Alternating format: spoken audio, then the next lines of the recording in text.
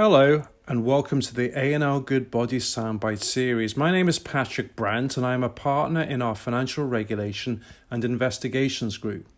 I'm going to summarize the Investment Firms Directive and Investment Firms Regulation. The Investment Firms Directive and Investment Firms Regulation is sometimes called IFD and IFR. They provide for a new framework that will allow for a risk-based approach to the regulation of investment firms.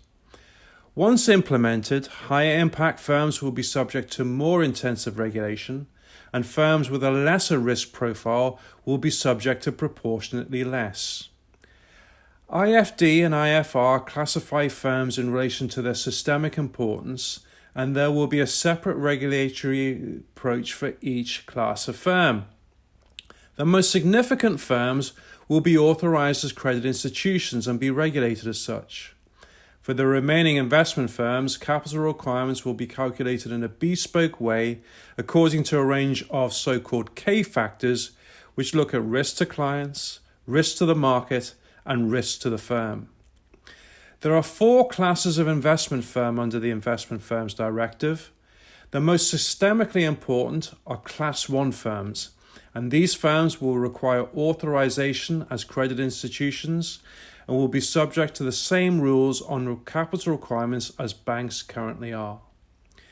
It is worth noting that certain large firms who do not meet the criteria to be a Class 1 firm could still actually be designated as Class 1 at the option of their regulator. These types of firms are referred to as Class 1 minus firms. Other large firms that are part of a group that includes a credit institution may opt to be treated as a Class 1 firm. These are also referred to as Class 1 minus firms. Now, investment firms who are part of a banking group may actually benefit from opting up to Class 1 minus status due to the advantage of one consistent prudential framework that is applied to the group under the Capital Requirements Directive and Capital Requirements Regulation. The default categorization for investment firms is Class 2. Class 2 firms are large investment firms but are not classed as being systemically important. Class 2 firms will be subject to new remuneration rules. Finally, Class 3 firms are small firms that are not interconnected to other firms and don't undertake any higher risk activities. These firms don't hold client money or client securities. Class 3 firms will be subject to the current and relatively less onerous MiFID II remuneration framework.